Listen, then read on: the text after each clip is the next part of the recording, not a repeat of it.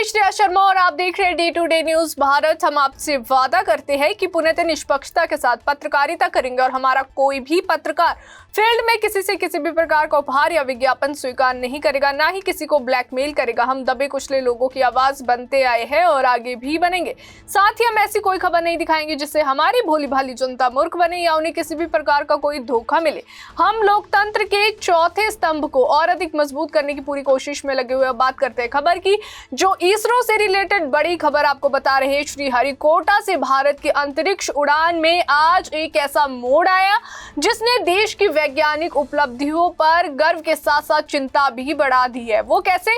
भारतीय अंतरिक्ष अनुसंधान संगठन यानी इसरो ने आज सुबह 10:18 पर अपनी 64वें PSLV mission PSLV C62 EOS N1 को जो है सतीश धवन अंतरिक्ष केंद्र से जो है लॉन्च किया। ये मिशन कई मायनों में बेहद अहम था क्योंकि इसके तहत जो है रक्षा अनुसंधान और विकास संगठन द्वारा विकसित अत्यंत गोपनीय जो है हाइपरस्पेक्ट्रल निगरानी जो है उपग्रह अन्वेषा को अंतरिक्ष में स्थापित किया जाना था। इस रॉकेट के जरिए कुल 16 उपग्रहों को सूर्य समकालिक कक्षा में पहुंचाने की योजना थी। लॉन्च के शुरुआती चरण पूरी तरह से सफल रहे। रॉकेट ने जो है सटीक तरीके से उड़ान भरी।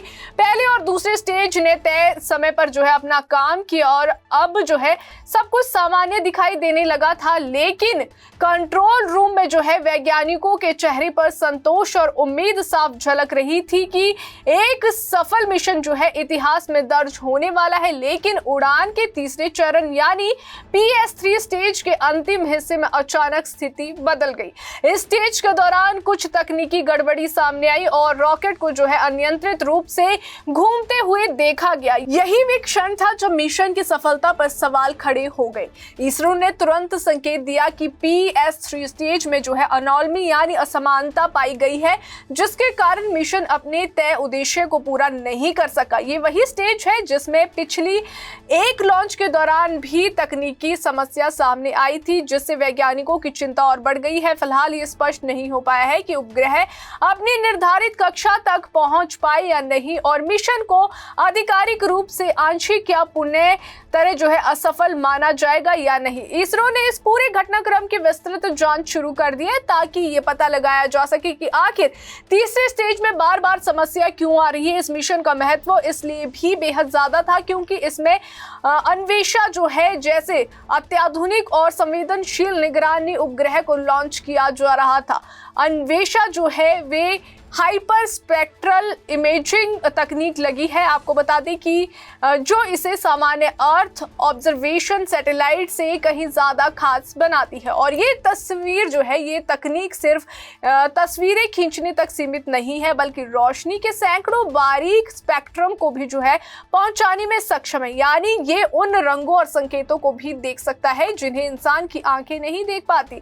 जंगलों की घनी परतों के नीचे क्या छिपा है, किसी इलाके की मिट्टी कैसी है, कहीं कोई सैन्य गतिविधि हो रही है या नहीं, झाड़ियों के पीछे या जमीन के नीचे कोई हथियार या मूवमेंट है या नहीं।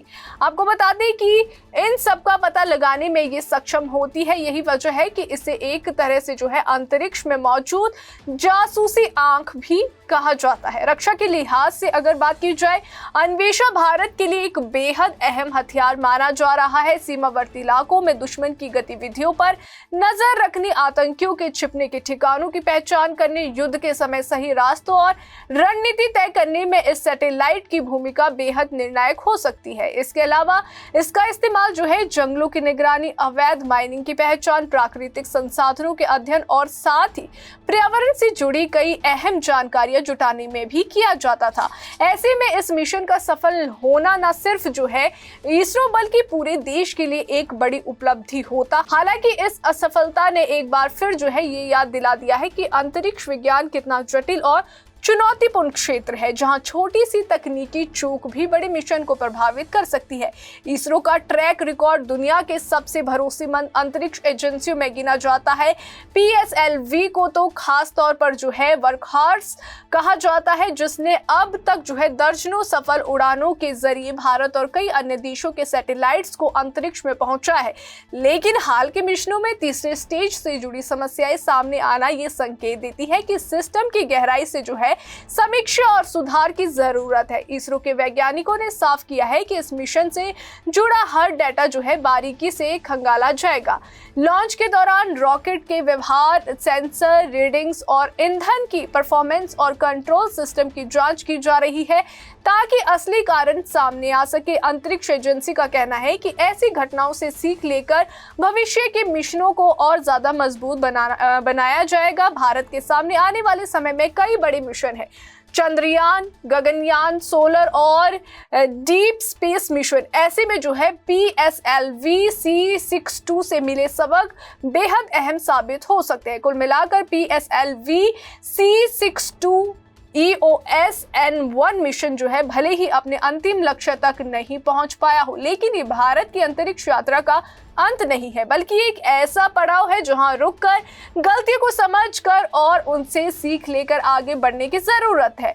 अन्वेषा जैसे अत्याधुनिक उपग्रह और इसरो जैसे अनुभवी वैज्ञानिक ये भरोसा जरूर दिलाते हैं कि आने वाले समय में जो है भारत फिर मजबूती के साथ अंतरिक्ष में अपनी उड़ान भरेगा और ये सफलता जो है कहीं ना कहीं भविष्य की बड़ी सफलताओं की नींव भी बनेगी। अभी के लिए फिलहाल इतना ही। देश और दुनिया की ताजा खबरें जानने के लिए देखते रहिए day to day news Bharat और हमारे चैनल को लाइक, शेयर और सब्सक्राइब करना ना भूलें।